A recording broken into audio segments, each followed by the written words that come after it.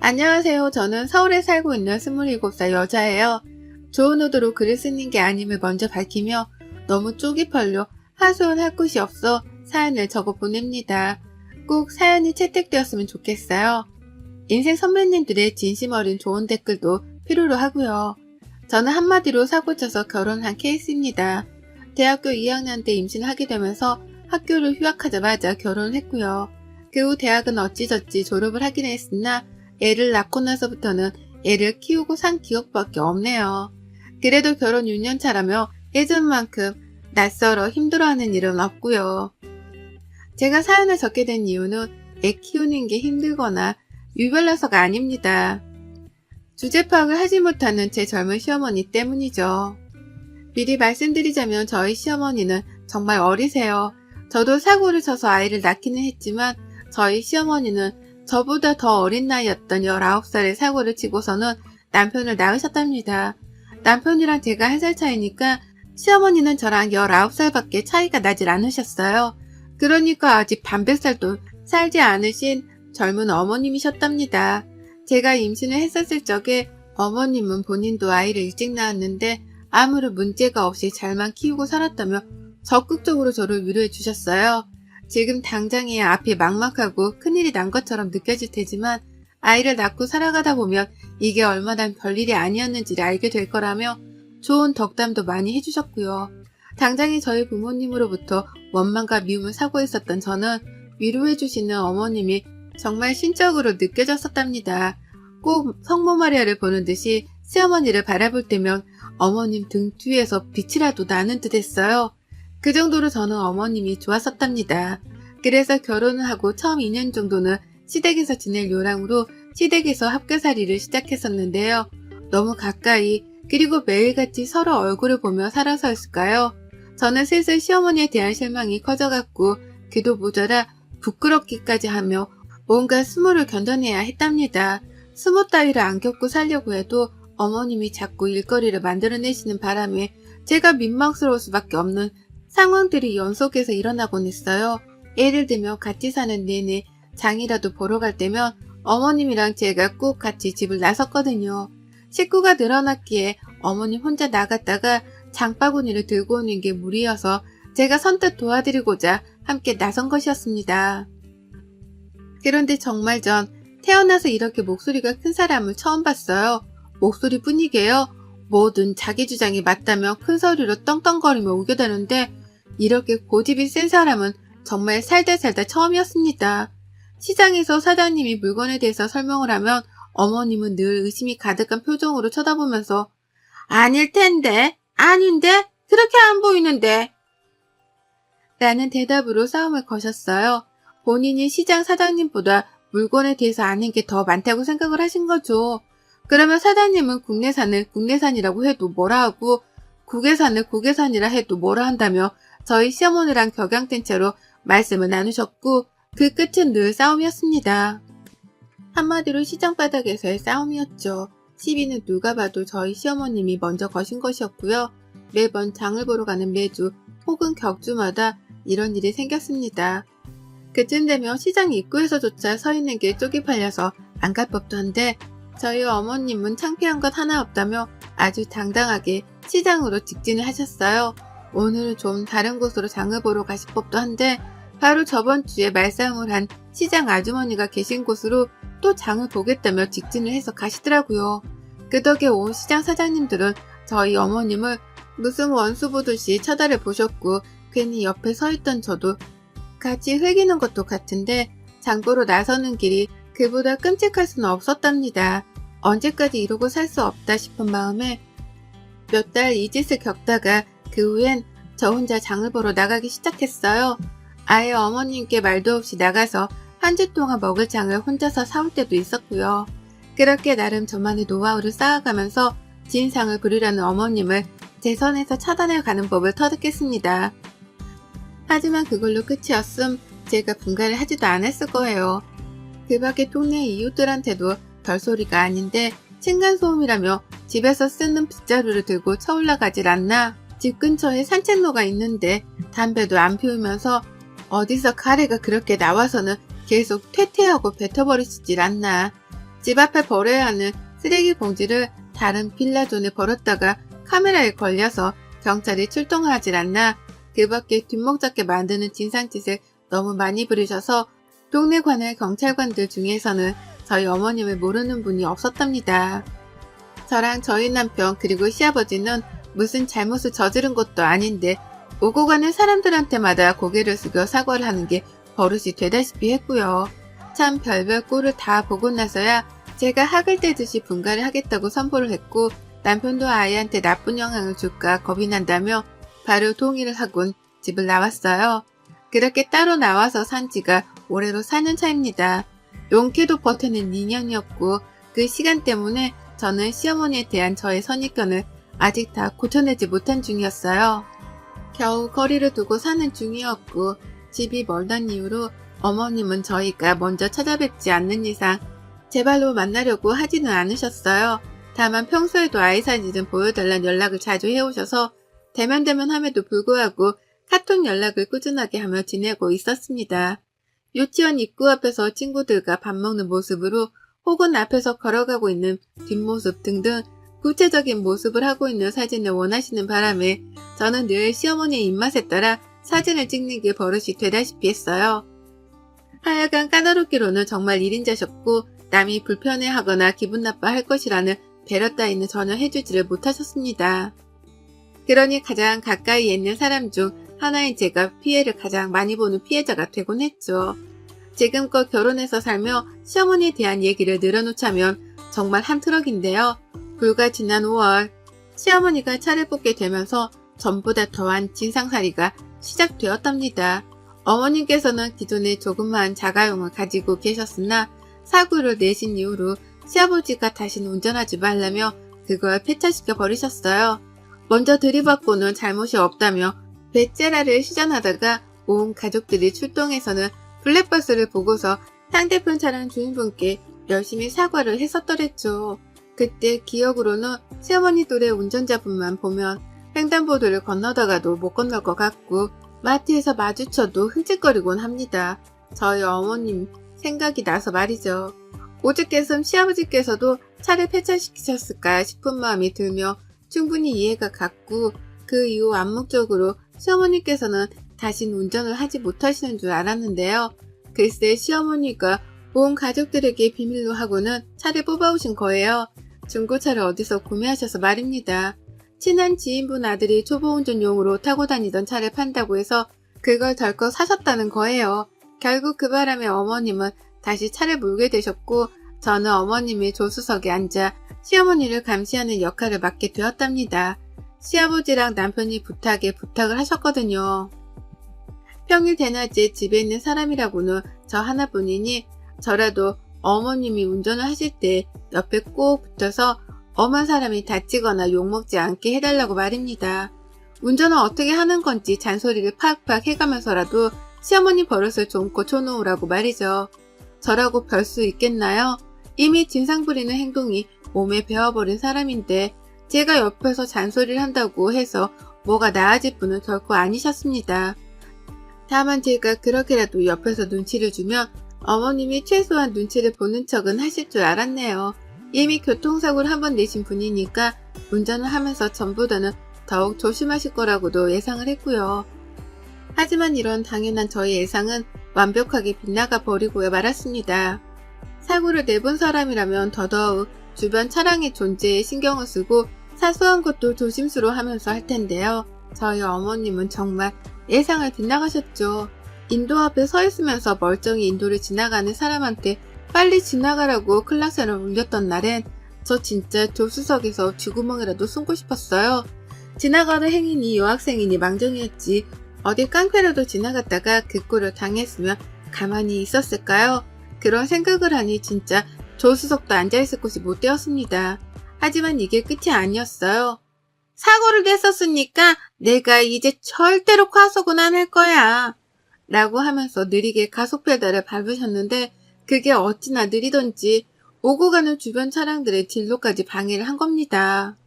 그래서 제가 조금 빨리 가거나 아니면 아예 빠져서 비켜주라고 말씀도 드려봤지만 어머님은 이렇게 대답을 하셨죠. 지들이 알아서 가겠지. 라고요. 뭘 말씀드려도 자기 알 바가 아니라고 귀를 닫으셨습니다.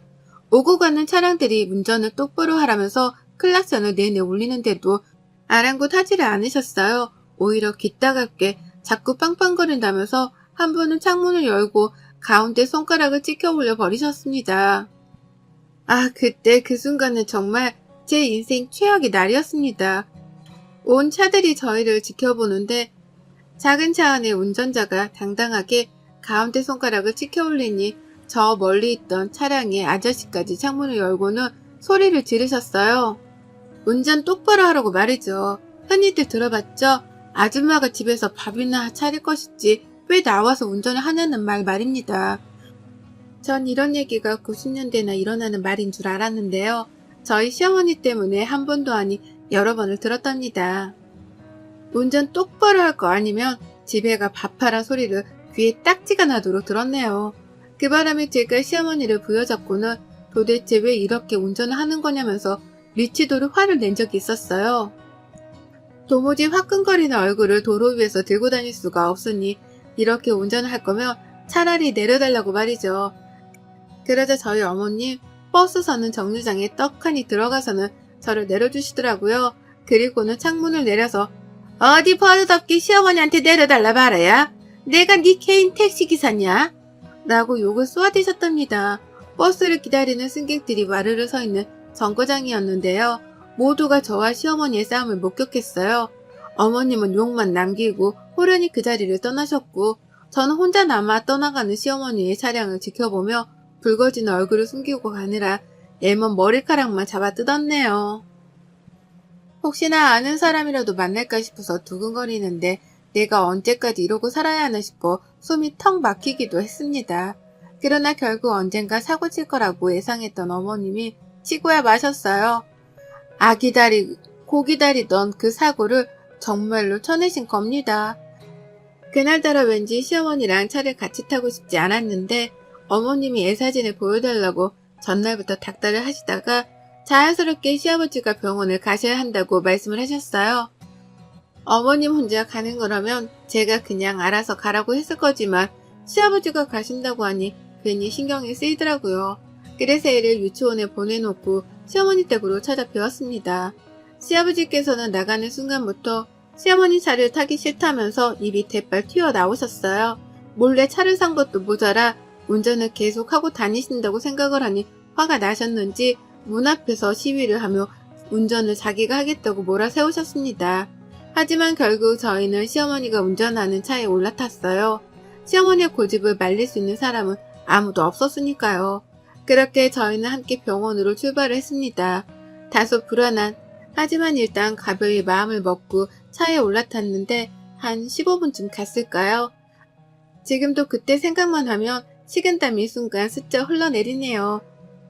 아버님이랑 대화를 나누며 최대한 긴장하시는 아버님의 마음을 풀어드리고 있던 그 찰나 갑자기 쾅 하는 소리와 함께 세 사람 모두가 앞쪽으로 쏠렸습니다.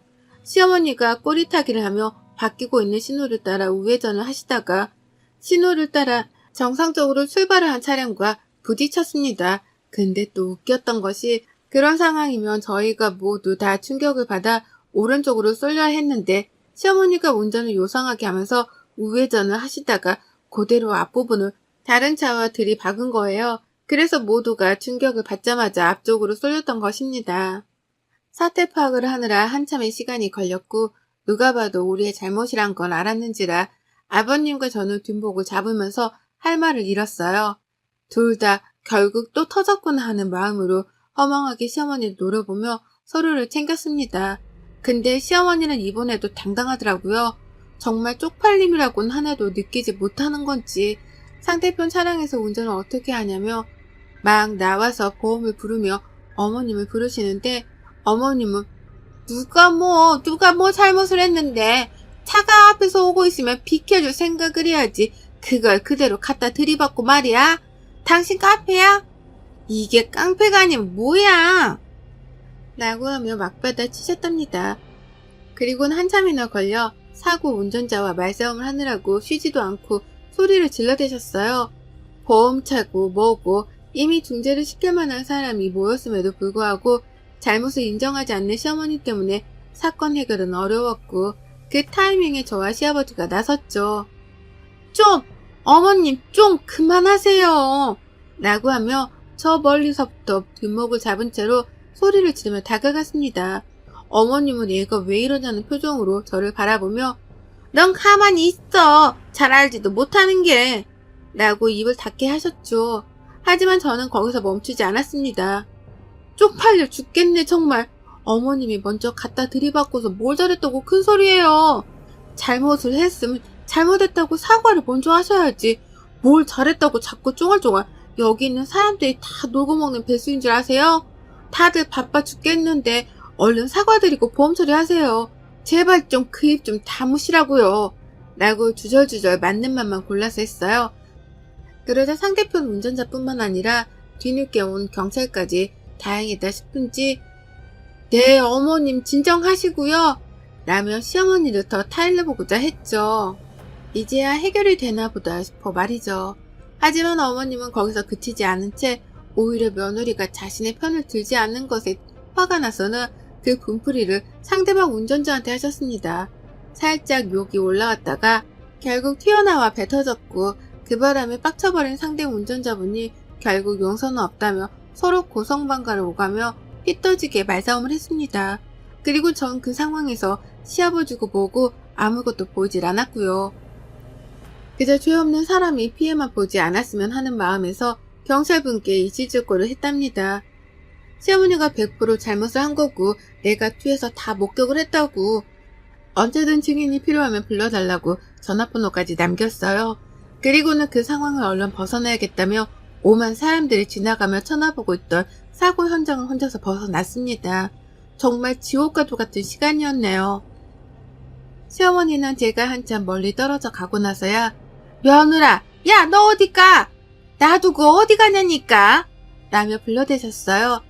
중간중간에 씨라는 단어를 몇 번 첨가해 가면서 열불난다는 티를 팍팍 내기도 하셨죠. 하지만 저는 끝까지 시어머니를 모른 척 했고 그 길로 집을 향해 달려오고 난 후에야 숨을 돌릴 수 있었습니다. 내가 다시 시어머니의 차량에 올라타면 사람이 아니라는 생각으로 시어머니 번호까지 단박에 차단을 해버렸어요. 남편한테도 바로 사실을 털어놓으면서 어머님이 또 길 한복판에서 멀쩡한 사람을 쳐놓고서 발뺌하는 대형 사고를 쳤으니 그런 줄 알라 경고도 남겨놨고요.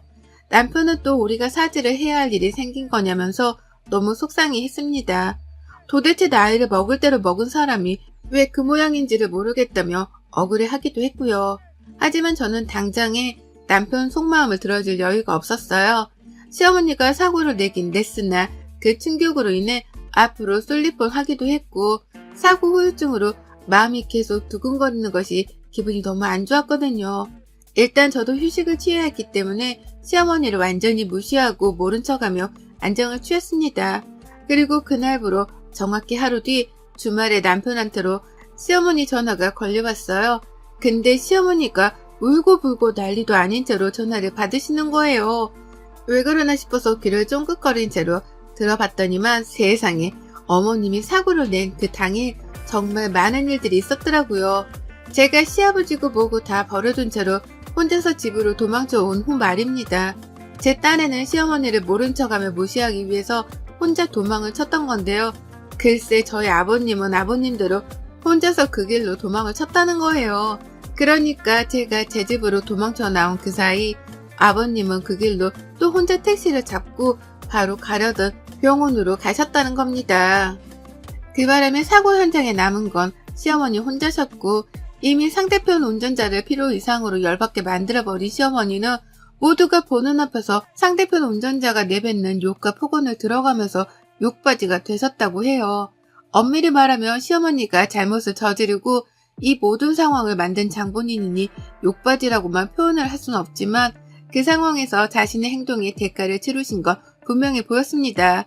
그 길로 충격이 크셨지만 진정을 할 새도 없이 어머님은 경찰서로 끌려가셨다고 하고요. 상대편 운전자분이 괘씸하다며 정신적 피해보상까지 요청을 하게 되며 이 일은 소송으로까지 번지게 되었다고 하더군요.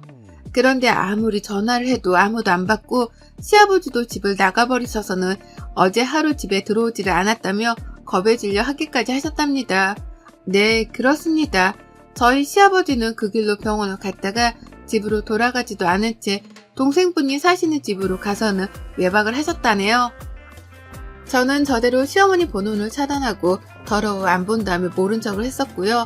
그와 더불어 저희 남편은 남편대로 시어머니가 사고를 당한 줄을 저에게 들어 알고 있었으면서도 불구하고 어머님이 뒤치다거리를 하기 싫다며 어제 하루 종일 핸드폰을 꺼놨던 겁니다.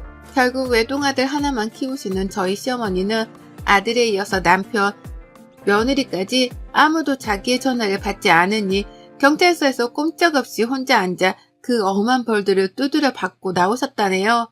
상대편 운전자가 고소를 한다며 변호사까지 선임을 하는 사이 자기는 혼자서 아무도 없는 곳에 앉아 하염없이 가족들을 기다렸다면서 울며 전화를 해서는 따지는데 진짜 속으로 꼬셔서 죽는 줄 알았어요.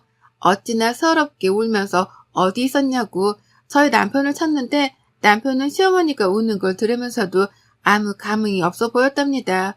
오히려 또 저러신다면서 그래서? 그래서 뭐? 라고 퉁명스레 대답만 했고 시어머니의 반응은 뜻밖이었어요. 그렇게 남들한테는 진상이란 진상짓을 잘도 부리더니 자기 아들한테 받는 무시와 멸시는 참기 힘드셨던지 더욱 크게 웃으며 대답하시더라고요. 내가 잘못했어. 내가 잘못한 거야. 다시는 안 그럴 거야. 라는 말과 함께 목이 빠져라 울고불고 난리도 아니셨어요. 생전 처음으로 시어머니 입에서 잘못이란 말이 튀어나왔고 그 말에 펑 놀란 저희 부부는 다소 난감하긴 했으나 이따라도 버릇을 단단히 고쳐드려야겠다는 생각에 일단 전화는 끊어버렸습니다. 진짜 잘못을 했다고 생각하면 법적 조치도 달게 받으라는 말씀을 남긴 채 말이죠. 결국 진상 부리기 좋아하는 우리 어머님은 민폐 운전의 끝판왕을 선보이다가 피해자한테 욕이란 욕도 먹고 고소도 당하고 경찰서도 끌려간 걸로도 모자라 자식 배우자 며느리한테 무시까지 받는 최악의 결말을 맞이하셨답니다. 지금도 시아버지는 동생분 집에 계시면서 집으로 돌아갈 생각을 안 하고 계시고요. 저희 부부는 시어머니 연락을 일절 무시하며 버티고 있어요. 어떻게든 혼자 해결을 하게 만들어야지만 깨닫는 게 있을 거라면서 최선을 다해 어머님 연락을 끊어내는 중입니다. 뭐 어쩌겠어요. 평소에 잘 행동하고 살았음 이렇게까지 모른 척 하진 않을 텐데 이게 다 어머님이 뿌린 대로 거두고 있는 거죠 뭐. 여러분의 생각은 댓글로 남겨주세요. 오늘도 시청해주셔서 정말 감사합니다. 안녕하세요. 저는 30대 중반에 직장 다니는 여자입니다. 제가 주부가 아니라는 걸 분명하게 하기 위해 처음부터 제 소개를 해봅니다. 저는 아침 저녁으로 1시간 남짓 걸리는 출퇴근을 소화하고 겨우 집에 들어오는 직장인입니다. 제 직장 근처는 집값이 너무 비싸다고 결혼할 때 자기 멋대로 신혼집을 자기 직장 근처의 경기도 어느 아파트로 찜을 해놓은 남편 때문에 부동산에 대해 일도 몰랐던 저는 그저 출근길만 고생하면 되겠거니 하고는 반반 돈을 지불하고 공동명의로 구매를 했죠. 그런데 막상 결혼하고 나서 2년간 살아보니 같은 돈으로 서울 한복판의 아파트를 구매했을 때보다 집값도 덜 올랐고 근처에 산이 있어서 여름이면 벌레들도 드실거리고 아주 싫은 점들만 골라 담은 아파트더라고요.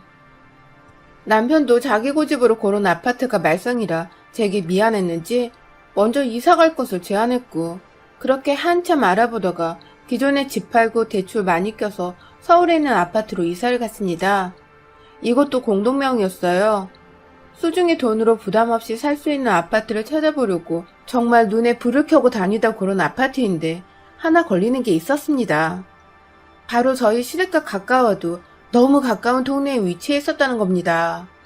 저희 시댁은 이사가는 동네에서 5분도 채 걸리지 않는 바로 옆 동네에 있는 한 다세대 주택이 위치해 있었는데요. 엎어지면 코 닿을 거리라 자주 찾아오려 하시진 않을까 괜히 신경이 쓰이더라고요. 다른 아파트 살고 있을 때에도 그 먼 거리를 왔다 갔다 하시면서 집에 들락날락거리시고 연락을 하던 분이신데 가까이 살고 있으면 매일같이 찾아오시는 건 일도 아니겠다 싶었죠. 사실 저희 어머니는 이제 겨우 60이신데 생각하시는 건 20, 30년은 좋게 더 사신 것 같은 옛날 분이십니다. 그저 아파트에 살고 있다고 하면 그 위치가 어디고 뒷값이 어떻든 간에 무슨 재벌이고 돈 잘 버는 사람이 사는 곳이 마냥 부러워하시곤 하셨죠. 신혼집으로 첫 아파트를 들어가던 때에도 시어머니는 분명 공동명의로 산 건데 자기 아들한테만 고생이 많았다고 이제야 두 발 뻗고 편히 잘 수 있을 것 같다며 문 앞에서 집으로 들어오시기도 전에 꺼이꺼이 목 놓아 우셨답니다. 아들이 아파트에 살게 되어서 성공했다며 기뻐서 우시는 거였어요.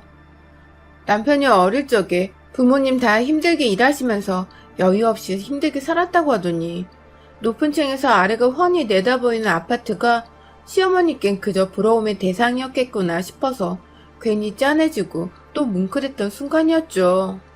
하지만 이런 훈훈했던 분위기는 어디로 가고 지난 2년간 저는 시어머니께 너무하다 할 정도로 시달려야 했습니다. 아침 저녁으로 남편 밥은 잘 차려졌는지 물으시고 또 1년에 딱 3번뿐인 제사를 준비한다고 365일 중에 350일 정도는 저한테 제사 얘기를 하시고 일을 시키시느라 정말 시댁의 시자만 들어도 진절머리가 난 상태였어요. 시집 올 때 저희 부부한테 해준 것도 하나 없으셨고 심지어 신혼집을 구할 때에도 남편과 공동구입을 하면서 제 돈이 반이나 들어갔는데도 아시는 건지 모르시는 건지 저한텐 고맙단 말 한마디 안 하셨고 오히려 남편을 굶기지는 않는지 그것만 걱정하셨어요. 그래도 이게 다 거리가 꽤 먼 거리에 살고 있었기 때문에 전화를 받는 거에서 그칠 수 있었던 건데 서울로 그것도 시댁 근처로 바로 이사를 와버리면서 상황은 완전히 악화가 되었습니다.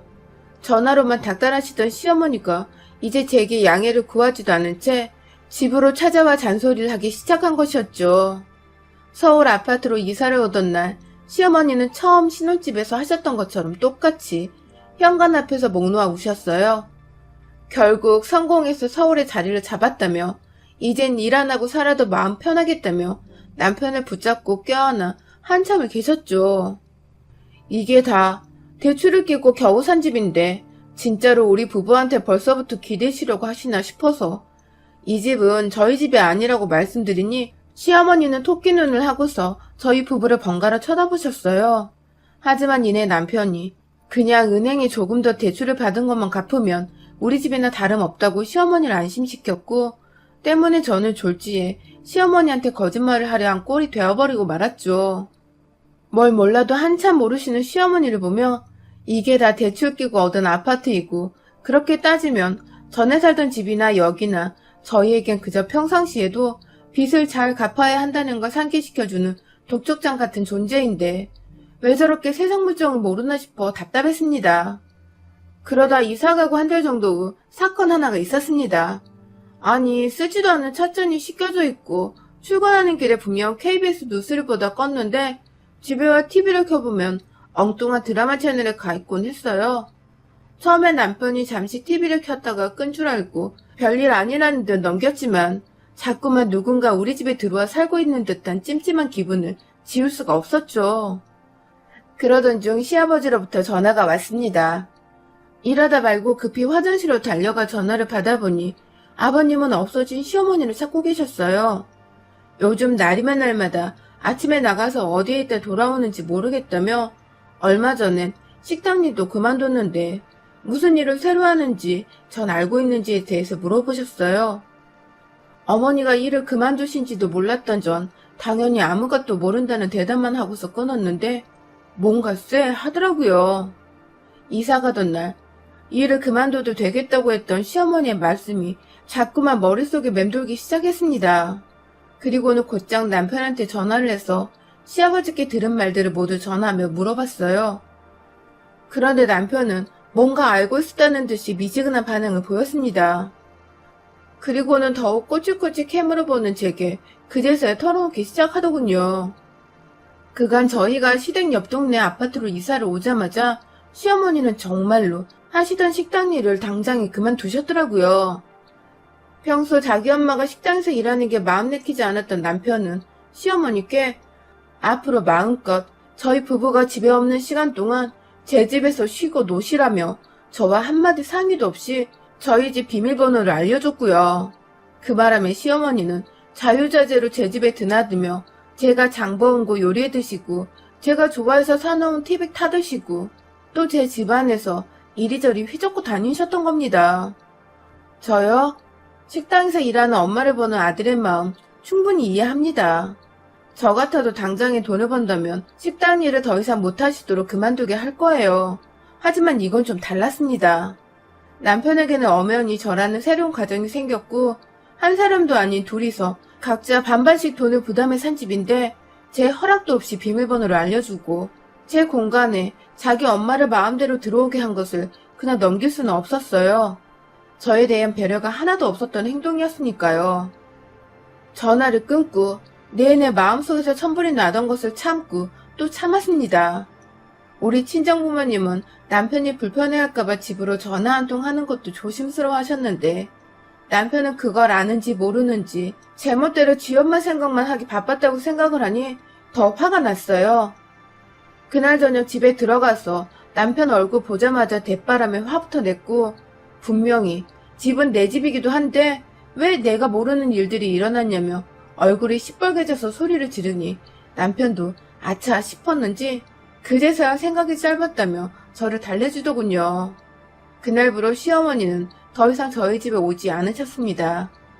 저희가 서로 충분히 대화를 나눠보고 함께 비밀번호를 바꾸기도 했고 남편도 뭐라 말했는지 모르겠지만 시어머니께 연락하고는 그 후로 더 이상 어머님이 집에 오시는 일은 없었어요. 그로부터 얼마 후 제가 더 이상 시어머니의 행동과 남편의 무책임에 참지 못하는 일이 생겨버렸죠. 남편에게는 저보다 5살이 어린 20대 여동생이 하나 있습니다. 얼굴도 반반하게 생겼고 시누이도 자기 예쁜 줄 알아서 치장하는 데 돈을 많이 쓰는 걸로 알고 있어요. 남편의 말을 들어보니 비싼 걸 분에 넘치게 구매하는 게 아니라 저렴한 싸구려를 분에 넘치게 구매하느라 아직 취업 못하고 알바로만 살아가고 있는데도 지출이 많아 모아놓은 돈이 별로 없다더군요. 별로 왕래가 잘 없었던 시누이인데 주말을 맞아 모처럼 늦잠 자고 늦은 아점을 먹으며 TV를 보던 중 시누이와 시어머니가 집으로 찾아왔어요.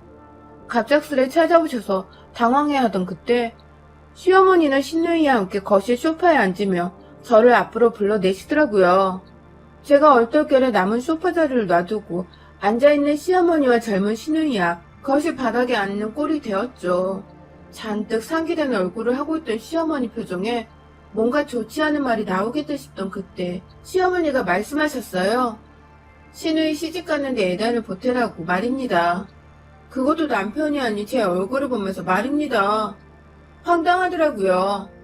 왕래도 잘 없던 시누이까지 집으로 갑자기 말도 없이 대동하고 와서 한다는 말이 시집가니까 애단을 좀 보태달라니. 전 시누이가 결혼할 사람이 있는지도 몰랐습니다. 당황해하며 남편의 얼굴을 쳐다봤어요. 남편과는 상의가 된 말씀이냐고 물어보니 시어머니는 기가 차다는 듯 저를 노려보며 그걸 왜 자기 아들과 상의를 해야 하냐는 겁니다. 이런 얘기를 자기 아들과 해야지 누가 며느리랑 얘기하나요? 하도 어처구니가 없어서 어안이 벙벙한 채로 시어머니와 아가씨를 번갈아 쳐다봤어요. 그리고 이내 도와달란 마음으로 남편도 쳐다봤죠. 하지만 남편은 뭐가 그리 안절부절인지 손만 뜯으면 땅바닥을 보고 있더군요. 자기 아들을 째려본다고 화가 났는지 시어머니는 갑자기 앉은 자리에서 일어서며 제게 소리를 지르셨어요. 시집 올 때 한 푼도 안 들고 몸만 온 애가 뭐 그리 잘나서 집도 사주고 살림도 차려준 남편 길을 누르고 사냐며 저를 완전히 아들 길을 빨아먹는 기생충 취급을 하시더군요. 한 푼도 안 들고 왔다니. 이 집이며 살림이며 남들은 남편이 다 해준다는 거 전체가 남편보다 3살이나 더 어렸는데도 모아놨던 돈을 쏟아서 절반을 따고 시집을 왔습니다. 그런데 몸만 왔다고 하시는 어머니 말씀을 듣고 나니 열받아 화나는 거 둘째치고 서럽더라고요. 눈에 눈물이 가득 고인 상태로 무슨 말씀이냐고 여쭤보니 속사포처럼 쏟아져 나오는 어머니 말씀은 완전히 거짓투성이었어요. 제가 처음 살던 신혼집부터 지금의 집까지 모든 건 남편 명이고 그런 아들의 집이라 좀 편하게 오고 가려 했는데 제가 집에 들어오지 못하게 비밀번호도 마음대로 바꿔놨다는 겁니다. 저는 애단도 없이 공짜로 시집 왔으니 이제라도 돈을 쓰라며 시누이한테 대신 갚으라고 하시더라고요. 집 절반 해온다고 남편이 분명 애단을 해오지 말라고 했었고 또 집 비밀번호는 공동 명의자에 대한 예의라고 충분히 얘기를 하고 함께 비밀번호를 바꾼 건데 그걸 완전히 왜곡해서 시어머니께 말을 전했더라고요. 우리 남편이 말입니다. 완전히 남편이 아닌 남의 편이었던 겁니다. 그동안. 신우이한테 대신 다 갚아내라는 시어머니의 말씀에 알겠다고 했어요. 이혼으로 갚겠다고 말입니다. 이 집의 절반은 내 돈이 들어간 내 집이기도 하다며 당신 아들이 뭐라 말하고 다녔는지 모르겠지만 이 집은 분명 공동명의로 된 집이라고 확실히 했습니다. 이혼 사유는 아무래도 남편 쪽에 있는 것 같으니 소송 준비하며 당분간은 각방을 쓰자고 부탁했어요. 이왕이면 시댁에다가 따로 살아주면 좋겠다는 말도 덧붙였고요. 갑자기 예단 타령하다 이혼 얘기가 나오는 전개에 당황한 시어머니는 이게 무슨 얘기냐고 처음엔 저희 부부 싸우는 거 그저 구경만 하다가 이내 남편의 말에 깨갱하시고는 눈물을 훔치셨어요. 남편은 그간 공동명의로 집을 사서 결혼한다는 게 기가 안 살아서 부모님께 자기 기 좀 살려보겠다고 혼자 아파트를 구입하고 애다 아니면 다 생나겠다는 등의 제 노력과 공들은 없었다는 듯이 거짓말을 해왔더군요. 그 바람에 심술이 난 시어머니는 평상시에 저한테 자꾸만 연락해서 맨몸으로 시집왔으니 매일같이 남편 밥이라도 잘 차려주라며 시중 잘 길라는 잔소리를 해오셨던 거고요. 그것도 모자라 옆 동네로 이사를 왔을 땐 정말로 남편이 덜 출세를 해서 좋은 아파트로 이사를 오신 줄 알고는 일까지 덜컥 그만두고 나서 자유자재로 저희 집에 오셔서 단물 쭉쭉 빨아드시며 편히 휴식을 취하셨던 거고요. 그러다가 저희 집에 더 이상 오지 않으셨던 이유도 바로 남편이 저를 들먹거리며 제가 일방적으로 비번을 바꿔놓는 바람에 자기도 집에 들어갈 때마다 베일을 누르고 들어가야 한다고 했더라고요. 그 바람에 아들이 완전히 며느리한테 잡혀 사는 줄로 확신을 하신 시어머니는 한동안 일을 가시다가 결혼한다는 아가씨 데리고 예단이라도 받아먹자는 마음으로 저를 찾아오신 거고요. 나쁜 의도는 하나도 없었다는 걸 알지만 고부관계가 이렇게 치닫기까지 방조하고 오히려 불을 지핀 남편의 못 말리는 태도가 너무 실망스러웠습니다. 설령 제가 맨몸으로 시집을 왔다고 해도 시어머니도 이렇게 치사하게 나오실 필요 없었고요. 옆에서 제 욕이란 욕은 다 듣고 졸졸 따라와 예단비를 달라고 하던 시누이도 제정신은 아닌 걸로 보였고 눈앞에 안 계신 시아버지 말고는 이 집안 사람들한테 하나같이 정이 뚝 떨어져 버렸습니다. 마지막으로 남아있던 일말의 애정과 애증까지도 모조리 다 떨어져 나갔어요. 그날 이후 저는 남편과 각방을 쓰다가 결국 남편은 시댁으로 짐을 싸서 나갔어요. 제가 이혼 서류를 가져다 줘버렸거든요. 재산 분할이면 다 시댁 탓 안 하고 깨끗하게 정리하고 헤어줄 테니 이혼해달라고 하니 죽어도 이혼 못하겠다고 미안하다며 목 놓아 울던 남편. 다시는 그러지 않겠다고, 다시는 시댁 식구들과 얽히는 일조차 만들지 않겠다며 급기야 신우이 결혼식 때 안 가도 된다더라고요. 앞으로 어떤 시댁 행사도 가지 말라고요. 그러니 한 번만 용서해달라고요. 일단 알겠다고 했습니다. 속으로 솔직히 솔깃했죠. 하지만 겉으로는 표정 관리를 하고 생각을 정리할 동안 시댁에 좀 가 있으라고 했어요. 사실 진심으로 반성을 하고 있는 남편의 모습에 시댁과 완전히 손을 끊기만 해준다면 함께 더 살 의향은 있었습니다. 당분간은 그냥 시댁에 남편을 쫓아놓고는 시어머니가 아들 걱정에 전전긍긍 하시도록 내버려 두려고요.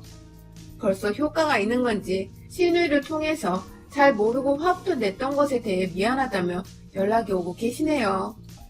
시아버지도 상황을 들으시고는 아들과 아내 때문에 절 볼 면목이 없으시다며 한 번만 용서해달라고 애원을 하고 계시고요.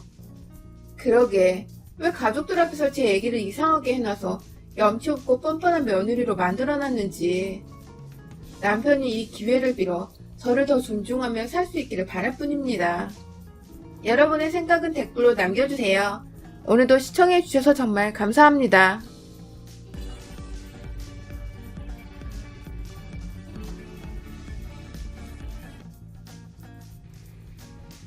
청소하면서 늘 듣던 채널에 제가 이렇게 사연을 보내는 날이 오다니 정말 신기할 따름이네요. 저는 늘 젊게만 살고 싶은 40대 여성입니다. 서울 노원구에 거주하고 있어 시댁과 친정 모두 다 가까운 편입니다. 처음부터 가까운 것은 아니었는데 살다 보니 다 가깝게 사라진 것 같아요. 저는 장남의 맏며느리로 살아오면서 처녀 시절에는 그래도 되게 조용조용하다, 여성스럽다 등의 이야기를 많이 들어왔지만 어느 순간부터 다른 사람들은 저보고 성격이 세다 라는 말을 많이 했어요. 처음에는 그게 참 듣기 싫었는데 시간이 지나고 보니 차라리 세게 보이는 게 좋더라고요. 제가 이런 생각을 하기까지에는 시댁의 가장 어르신이 저희 시아버지 때문인데요. 저희 시아버지는 정말 누가 봐도 아직 옛날 시대에 살고 있는 분이라고 할 수 있어요. 그걸 알게 된 건 결혼하기 전부터 알았어요. 저와 남편은 회사의 사내 커플로 결혼하게 된 케이스인데요. 남편의 똑부러진 성격과 온화한 마음에 제가 먼저 반했어요. 근데 남편이 저를 많이 거절을 그때 하더라고요. 그래서 왜 자꾸 좋다는데 그러냐 해도 그냥 웃기만 했거든요. 근데 한 번은 술 먹고 제가 사귀자고 딱 말하니까 자기는 집이 너무 엄해서 우리 집에 시집 오는 여자가 너무 불쌍해서 연애를 할 생각이 많이 없대요. 우리 엄마도 늘 불쌍하다고 생각하는데 자기 와이프는 얼마나 더 그렇겠냐면서 그냥 지금의 관계가 좋다고요. 저는 처음에 그게 무슨 말을 하는지 몰랐는데 결혼을 딱 하려고 보니 알겠더라고요. 상견례를 하는데 제가 그때 정말 점잖은 투피스 옷으로 입고 갔는데 저보고 옷 지적을 하시는 거예요. 저희 부모님도 계시는데요. 옷이 너무 화려한데 결혼해서는 저런 옷 입을 수 없을 거라면서 그때 우스갯소리로 말씀하셨는데 지금 생각해보면 진심이신 것 같았어요. 또 결혼하면서 진짜 우여곡절들이 많았거든요. 그럼에도 불구하고 남편을 선택한 건 남편도 있지만 처음 뵌 어머님의 모습이었어요. 그래도 2명 중에 1명이라도 괜찮다면 저는 충분히 커버할 수 있을 거라고 생각했거든요. 그리고 남편을 설득해 연애와 결혼까지 일사천리로 진행되면서 예단도 다 생략하자고 했는데 저한테 예단 목록을 들고 오셔서 고모님들 한복에 뭐 이불에 다 해와야 한다면서 그래야 우리 집 며느리가 될 수 있다고 말하시기도 했어요. 또 결혼식에서는 패백 아시죠? 요새 패백이 많이 없어지는 추세라고 하는데 그때 패백을 꼭 했거든요. 근데 그 패백할 때 신랑 쪽만 아니고 저희 부모님도 받을 수 있는 거잖아요. 뭐 법으로 정해진 것도 아니고요. 근데 절대 안 된다고, 그거는 법도에 어긋나는 거라면서 난리를 치셔서 저희 부모님이 받겠다고도 안 했는데 식장에서 신부 부모님도 그럼 함께 패백실로 내려가실게요 라고 안내해 주는데 갑자기 시아버지가 보러 화를 내면서 저희 부모님도 계신데 안 된다고 그랬다는 거예요. 저는 나중에 결혼식 끝나고 알았지만 이게 참 말이 되는 이야기인지 지금 시대에서 그렇더라고요. 그리고 아직도 여자랑 남자는 겸상을 하면 안 되고 제사는 무조건 옷도 다 갖춰입고 지내야 한다고 하는데 그 갖춰있는 옷이 뭔지 아세요? 한복이에요. 며느리들은 당연히 한복을 입어야 한대요. 남자들은 양복 입고요. 근데 웃긴 게 고모님들은 그냥 일반 옷 입어도 아무 말 안 하는데 저랑 어머님은 한복을 입어야 한다면서요. 그리고는 절도 하지 말라고 해요. 여자들은 절하는 게 아니라면서요. 혹시라도 제사 음식에 산 음식이라도 올라가면 거의 그날은 집에 폭탄이 터지는 날이라고 할 만큼 저희 시아버지는 굉장히 예민하시기도 하고 아직 조선시대에 살고 계시는 분이랍니다. 그래서 저는 가끔 어머님이 아버님 다 맞출 때면 정말 불쌍하다는 생각밖에 안 들어요. 저야 제사나 가끔 찾아뵙는 게 다지만 어머님은 매일 그 수발을 들고 있으려니 남편도 아빠의 성격에 질려서 시댁 가자고 해도 잘 가지도 않고 엄마만 맨날 불쌍하다고 하는 사람이에요. 다른 곳보다 저희 시댁이 유달리 제사가 참 많아요. 정말 알지도 못하는 분까지 제사를 지내는 시아버지 때문에 어머님은 제사에 제자만 나와도 막 소스라치게 싫어하시거든요. 1년에 제사가 명절 빼고 한 4번은 있는 것 같아요. 그래서 총 1년에 차례까지 하면 6번 정도 있죠. 우선 차례 2번 빼고 4번 중 2번은 남편네 할아버지 할머니 제사고요.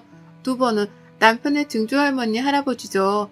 근데 보통은 다 같이 묵고 산다는데 저희 시댁은 다 각각 따로 해요. 정말 미쳐버리겠는 거죠. 저야 뭐 어머님이 아직 있어서 그냥 가서 거두는 정도인데 어머님은 제사 전날 준비부터 시작해 음식을 다 만드시니까 맨날 끝나고 나면 병이 나실 정도라니까요. 남편이 매일 이제 그만 제사 합쳐서 지내자고 말씀을 드려도 들은 채도 안 하세요. 그건 자기가 살아있는 동안에는 있을 수 없잖아요. 그래서 남편이 산 사람한테 못하는데 죽은 사람한테만 잘하면 뭐하냐고 하면 시아버지가 호통치고 난리가 나죠. 그래서 그냥 다들 아버님 그러자 하면 내내 하는 편이기도 해요. 저는 지금까지 제사에 대해서 뭐 딱히 좋지도 싫지도 않은 그냥 그렇게 살아온 사람이었어요. 다들 그렇게 제사가 많으면 힘들지 않냐 하는데 물론 힘들기는 해도 어머님이 제가 늘 가서 일찍 도와드린다고 해도 오지 말라고 지낼 때나 오라고 혼자 하는 게 편하다고 늘 그러시거든요. 그래서 저는 정말 끝나고 어머님 도와서 하는 거 말고는 사실 딱히 하는 게 없어서 그렇게 싫지가 않았던 것 같아요. 그러다 올해 어머님이 갑자기 집에서 청소하시다가 쓰러져서 응급실에 가는 상황이 생겼어요. 병원에서는 과로해서 그런 거라고 했지만 몸이 하루가 다르게 너무 피곤해하시고 힘들어하셔서 검사를 받아보았는데 갑상선 암이라고 하시더라고요. 요새 갑상선 암 많이들 걸리고 회복도 빠르다고 하지만 어머님은 위치가 좋지 못해 반절제는 어렵고 전절제로 진행해야 할 것 같다고요. 임파선까지 전이가 된 상황이라 수술하고 나서도 많은 후유증이 있을 거라고 하시더라고요. 가족들 다 어머님이 항상 아픈 적이 없이 잘 지내셨으니 이번 일도 그냥 단순 감기일 거라고 생각했지만 갑자기 이런 결과가 나오니까 다들 놀라고 엄청 힘들어 하시더라고요. 특히 아버님께서 어머님이 어쨌든 암이라고 하니 신경 쓰는 것 같더라고요. 그렇게 어머님은 최대한 빠르게 수술을 진행하기로 했고 하고 나서도 잘 회복을 못 하시더라고요. 수술하고 나서 임파선까지 너무 전이가 커서 수술 이후에도 치료를 계속 받아야 할 것 같다고까지 병원에서 했으니까요. 원래 3, 4일만 입원하며 수술하고 바로 퇴원하는데 어머님은 몸이 너무 안 좋아 회복을 못 하셔서 거의 2주 넘게 병원에 계셨어요. 그때는 아무것도 못 드셔서 살이 정말 많이 빠지실 정도였으니까요. 퇴원하고 나서도 밥도 제대로 못 드시고 거의 말도 잘 못하시고 또 수술 부위에 덧나서 병원 다니시느라 고생하시고요. 그래서 제가 집에서 반찬 이것저것 해서 가져다 드리고 시아버지 밥상도 차려드리고 했거든요. 제가 보더라도 어머님의 상태가 정말 좋지 못했고 저는 어머님이 좀 쉴 수 있도록 차라리 혼자 잠깐 지내시면서 회복하시는 게 어떻겠냐고도 권유했어요. 한 달이라도 집안일도 안 하고 푹 쉬면서 간병인 구하자고요. 근데 아버님이 극구 반대를 하시더라고요. 요새 갑상선암은 암도 아니라면서 그냥 너희 엄마 꾀병 부리는 거라고 그러는데 참 평생 같이 산 남편이 저런 말을 하니 가족들 다 시아버지한테 질렸죠. 뭐 원래도 그 성격 어디 가겠나 싶었는데 막상 수술하고 주변에서 갑상선암 금방 회복한다 이런 말을 듣고 오신 건지 계속 금방 나을 거라고 그러더라고요. 그리고는 어머님 퇴원하고 2주도 안 돼서 다가오는 또 제사에 이번에는 남편이 나서서 가족들 밥 먹는 자리에서 이야기했어요. 아빠, 이번에는 엄마도 아프니 제사 넘기던가 넘기지 못하겠으면 그냥 다 사서 하자. 엄마가 제사 준비하기도 힘드니까. 라고 하니 아버님은 갑자기 얼굴이 새빨개지면서 너는 맨날 제사 타려. 당연히 엄마가 아파도 할 건 해야지. 며느리도 있고. 이러더군요. 어머님이랑 저는 그냥 조용히 있고 남편이 아무리 말을 해도 설득이 될 것 같지 않아 그냥 어떻게 해야 하나 고민하고 있었어요. 그래서 제가 어머님께 이번에는 그냥 사고 아버님께 했다고 하면 어떻겠냐고 먼저 제안을 드렸어요. 어머님은 그건 좀 그렇다 라고 하셨지만 어머님 몸 생각도 하셔야 하고 제가 해간다고 해도 어머님 마음이 불편하시니까 제가 한다고 하고 사서 가겠다고요. 어머님이 알겠다고 하셔서 열심히 만든 것처럼 보이게끔 제사 음식을 사서 나갯나통에 넣어서 가져갔어요. 다행히도 그때 아버님이 눈치를 못 채서 이래저래 잘 넘어가긴 했어요. 근데 사서 하니까 돈도 절약되고 진짜 편한 거예요. 업체에 의뢰만 하면 아예 제가 원하는 대로 다 만들어서 배달해 주시니까 뭐 장 볼 필요도 없고 넣기만 해서 차리기만 하니 어머니께 앞으로는 그냥 이렇게 하는 게 어떻겠냐고 했죠. 솔직히 돈도 훨씬 더 절약되기도 하고요. 어머님도 생각해보더니 컨디션이 다시 회복될 때까지 그러는 게 좋겠다고 해서 저랑 어머님 남편 셋이 제사 때는 앞으로 음식을 사서 하기로 합의를 보았어요. 그리고 다시 또 몇 달 뒤에 두 번째 제사가 찾아왔어요. 근데 이번에는 그 아버님네 고모들이라고 해야 하나요? 고모님들이 어머님이 아프시니까 같이 와서 해주신다고 그러셨다고 했나봐요. 한사코 말렸지만 오신다고 하길래 그냥 저도 좀 일찍 가서 도와드린다고 했죠. 그렇게 제사 당일날 일찍 시댁에 도착했는데 온다던 고모님은 오지도 않고 어머님 혼자 끙끙거리면서 음식을 만들고 계시는 거예요. 아직 수술한 지 3개월도 채 되지 않으셔서 분명히 병원에서도 무리하지 말라고 그렇게 말씀을 드렸는데 아버님은 TV나 보시고 있고 어머님 혼자 끙끙대면서 하시길래 제가 아버님께 고모님들은 언제 오시냐 하니 곧 온다고 했대요. 그래도 깜깜무소식인 거예요. 솔직히 진짜 화가 나잖아요.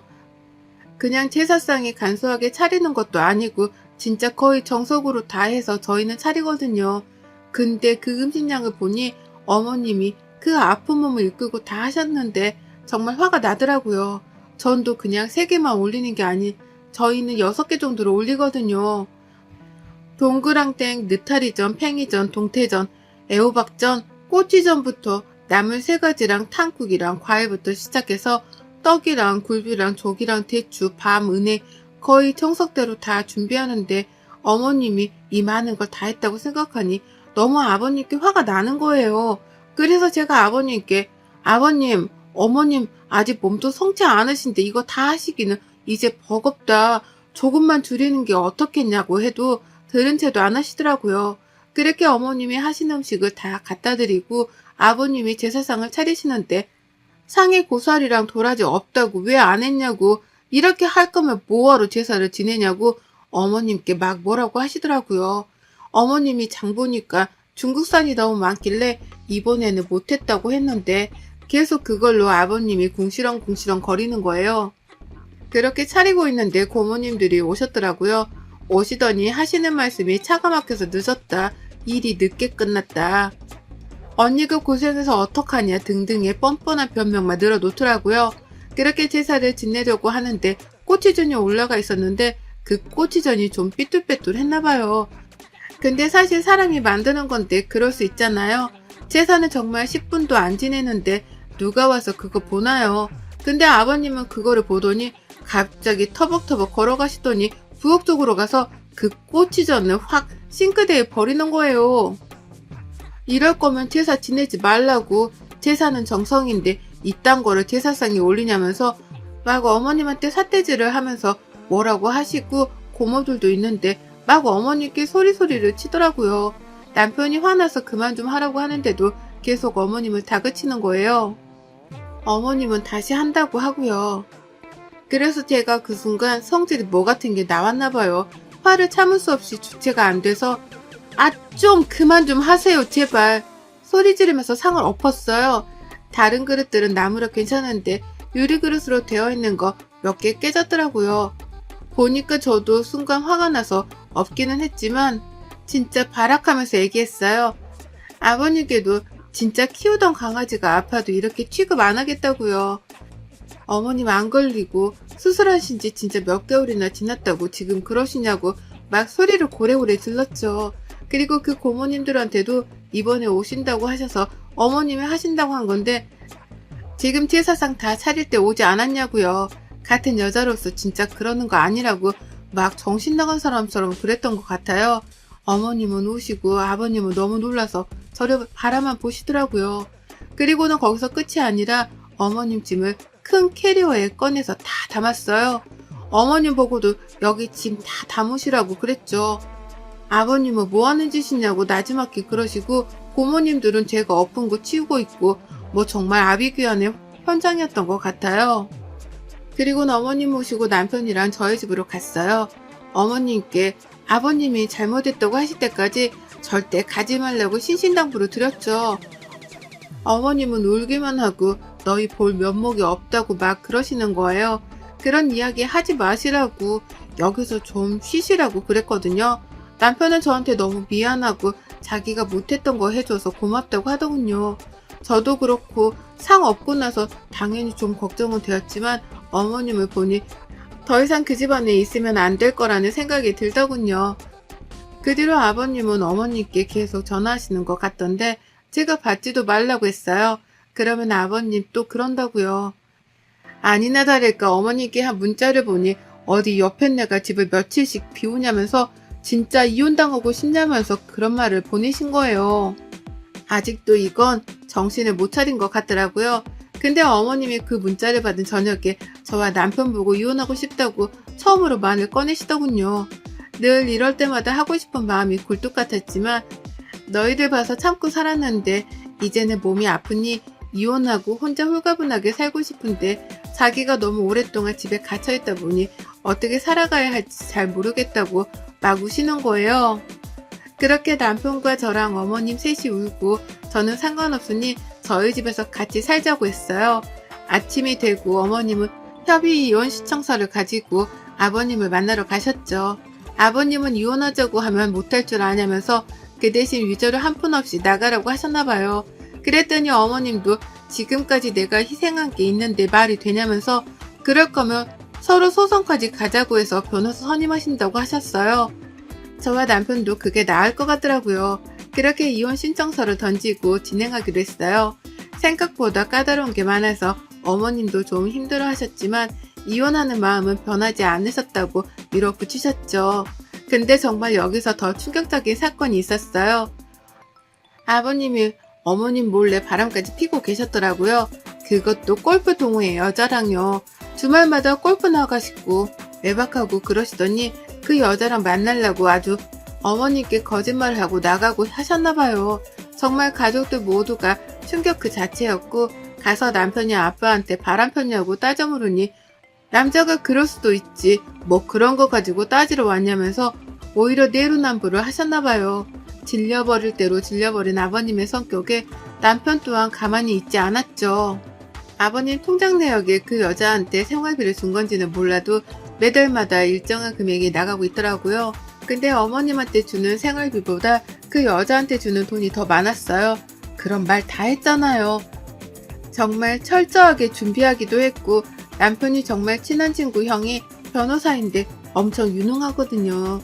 아버님이 하도 우겨서 그냥 소송으로 진행했고 다행히도 소송에서 어머님이 더 유리한 쪽으로 재산분할과 위자료를 정말 많이 받게 되었어요. 지금은 칸통죄 같은 게 성립이 안 되는데 그런데도 그런 것들도 증거로 제출하고 하니까 다행히도 법이 어머님 편을 들어주더군요. 현재 살고 있는 집도 어머님 명의로 아버님은 뭐 세금 때문에 돌려놨는데 그것도 뺏겨 집에서 나가야 할 판이거든요. 소송 끝나고 어머님이 저희 보고 집으로 가자고 하더니만 옷장에서 아버님 옷을 전부 다 꺼내서 거실에 펼쳐두시더라고요. 그리고 가위를 가지고 와서 정말 옷 전부를 다 찢고 신발들을 쓰레기통에 다 담더라고요. 갖다 버린다고요. 집에 들어오던 아버님은 이 모습을 보고 생난리를 쳐서 남편 내쫓았어요. 힘으로요. 그렇게 시댁에서의 한바탕 사건이 끝나고 어머님은 같이 살자던 저희 마음만 받겠다고 하시고 혼자서 살아보고 싶다고 하셨어요. 배우지 못했던 것들을 좀 배우고 친구들과도 여행도 다니고 싶고 조금 쉬고 싶다고 하셨어요. 몸도 많이 회복하셔서 이제 정상생활도 하고 계세요. 그리고 아버님은 어떻게 되셨을까요? 고모들이 집도 없어진 상황이라 뭐 원룸을 얻어주셨다고 하는데 그 여자랑 헤어졌나 봐요. 그 여자가 뭐 아쉽다고 돈도 없는 늑다리를 만나겠나요? 근데 헤어지고 나서 어머님께 아버님이 매일 전화하나 봐요. 뭐 자기가 안 그러겠다 하고 그런다는데 지금 와서 땡전 아픈 못 가지니 저런 말씀 하시는 거겠죠. 자기가 가장이니까 늘 가장이 왕이라고 생각하신 분이어서 이제는 돈도 없고 고모들도 자기를 안 챙겨주니까 어머님 생각이 나겠죠. 근데 어머님은 아버님을 아예 차단하셨대요. 집 비밀번호도 싹 다 바꾸고요. 곧 이사도 가려고 생각하시는데 고민 중이신가 봐요. 이제 저희 어머님 정말 꽃길만 걸으셨으면 좋겠습니다. 누구한테도 말 못하는 저희 시댁 이야기 잘 읽어봐 주셔서 감사합니다. 우리 어머님 저에게 늘 고맙고 미안하다고 하시는데 이 자리를 빌어 저에게 늘 따뜻한 마음 보여주시는 어머님께 더 감사드린다고 말씀드리고 싶습니다. 여러분의 생각은 댓글로 남겨주세요. 오늘도 시청해 주셔서 정말 감사합니다.